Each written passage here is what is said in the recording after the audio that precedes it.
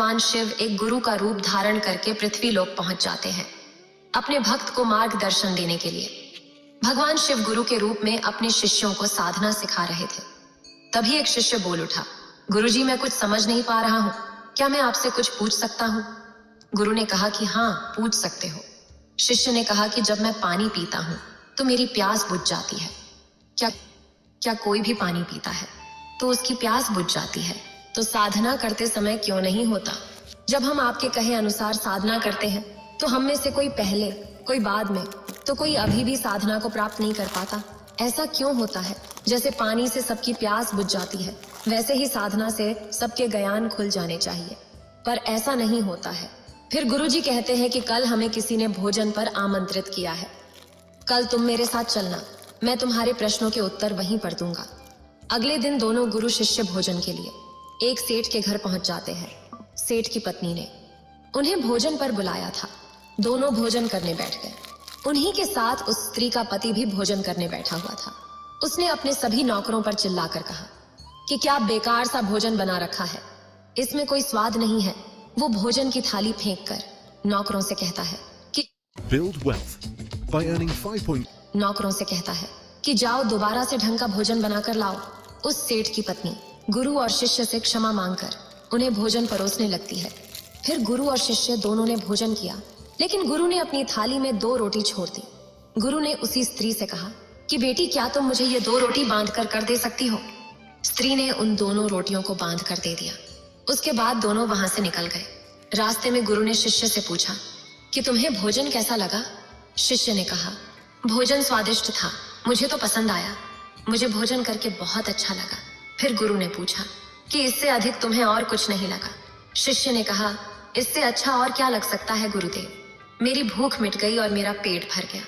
फिर गुरु ने कहा कि भोजन तो अच्छा था, फिर उस सेठ को भोजन पसंद क्यों नहीं आया? भोजन तो अच्छा बना था और भोजन तो एक ही था, तब उसे पसंद क्यों नहीं आया? फिर शिष्य ने कहा कि आप ठीक कह रहे हैं गुरुदेव, मैं कुछ समझ ही नहीं पा रहा हूँ, आप ही कुछ बताएं। फिर गुरु कहते हैं, अभी तुम मेरे साथ आगे चलते रहो। गुरु और शिष्य दोनों चलते चलते बहुत दूर निकल आए। फिर शिष्य ने गुरु से कहा, गुरुदेव हम लोग अपने आश्रम के मार्ग पर तो नहीं हैं, फिर हम कहाँ जा रहे हैं? फिर गुरुदेव ने कहा, बस चलते रहो। बहुत दूर चलने के बाद शिष्य देखता है कि एक फटेहाल व्यक्ति गुरु के सामने आ गया और उनके चरणों में गिर गया और बोला, हे परमात्मा मेरी मदद करो, मैं 3 दिन से भूखा हूँ, मैंने कुछ नहीं खाया है, आप कृपा करके मुझे कुछ खाने को दे दें। फिर गुरुजी ने उस आदमी को एक पेड़ के नीचे बैठाया और उसे 2 रोटियों को निकालकर उसे दे दिया, जो उस महिला ने उसे दी थी। रोटियों को देखते ही उस गरीब आदमी की आंखों में चमक आ गई। उसने तुरंत उन दोनों रोटियों को खा लिया।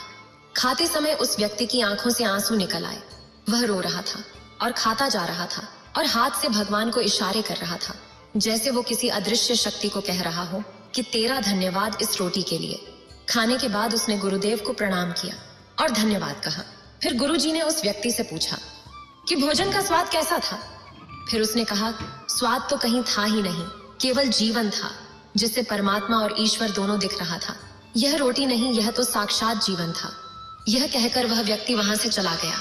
फिर गुरुजी ने शिष्य से कहा, देखो भोजन वही था, लेकिन उस सेठ को उसमें स्वाद ही नहीं आया। तुम्हें इसमें स्वाद आया और तुम्हें यह भोजन पसंद आया, लेकिन वही भोजन उस व्यक्ति को इस भोजन में स्वाद नहीं आता है, बल्कि वो इसमें ईश्वर, परमेश्वर और जीवन को देख लेता है। इससे पता चलता है कि व्यक्ति और भोजन की तृप्ति में भी अंतर है। पहले व्यक्ति को इसमें कोई तृप्ति नहीं होती, तुम्हें थोड़ी तृप्ति होती है और इस व्यक्ति को अनंत तृप्ति होती है। ऐसा ही साधना के संबंध में होता है। जिसको जितनी ज्यादा प्यास होती है वह उतनी ही जल्दी साधना कर लेता है। अब उस शिष्य की जिज्ञासा का समाधान हो गया था। फिर वह अपने गुरुजी से कहता है, मुझे प्रश्नों का उत्तर मिल गया है, लेकिन एक प्रश्नों का उत्तर नहीं मिला था। प्रश्न था कि मन क्यों नहीं लगता? तब गुरुजी कहते हैं, जो लग जाए वह मन नहीं है, मन का स्वभाव ही है भागना। जब हमारे पास कोई चीज अत्यधिक होती है तब मन उससे भागने लगता है, जैसे उस सेठ का मन जो भोजन से भाग रहा था, जो उसके लिए एक आम बात थी। फिर गुरुजी कहते हैं, जब कोई चीज हमारे पास सीमित मात्रा में होती है और हमें मिल जाती है, तब हमारा मन उससे जुड़ा रहता है और हम उस चीज की थोड़ी बहुत अहमियत रखते हैं।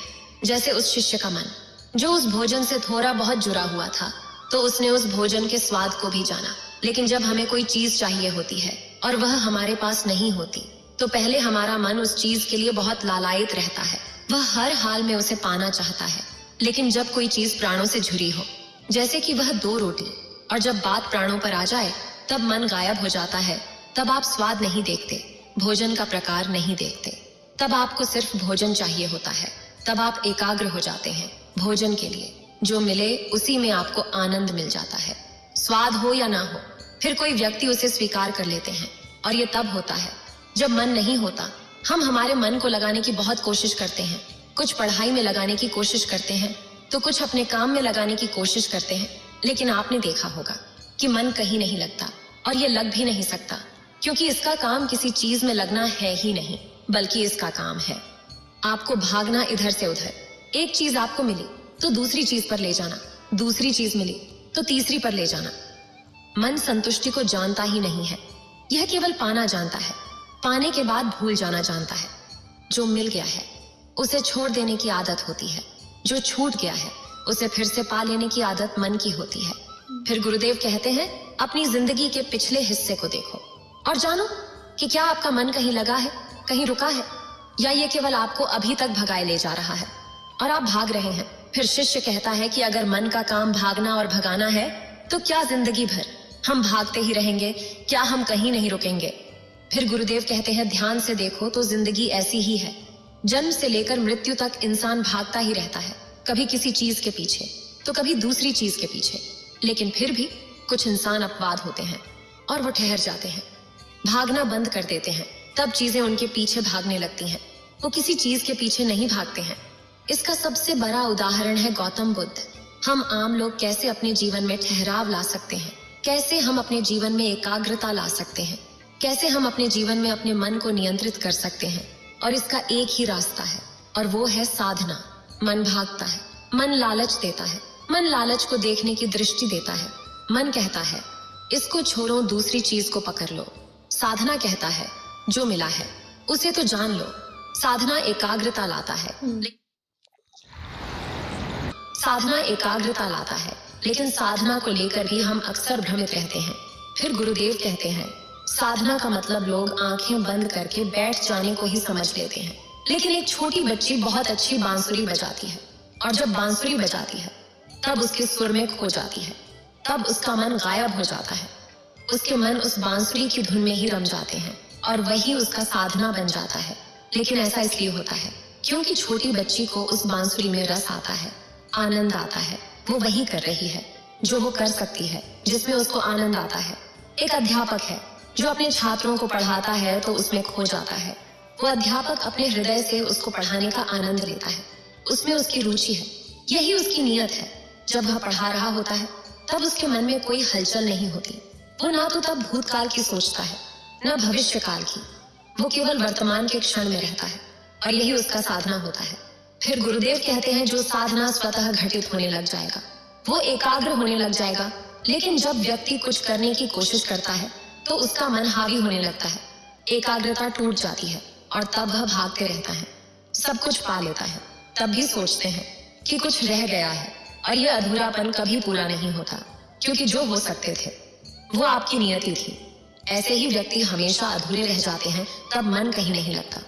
मन की प्रवृत्ति लगने की है ही नहीं, तो लग कैसे सकती है? जो लगता है वो एकाग्रता है, वो साधना है। और जहां आपको एकाग्रता मिल जाए, समझ लेना वही आपके लिए बना है, जिस पर चलकर आप संपूर्ण हो सकते हैं।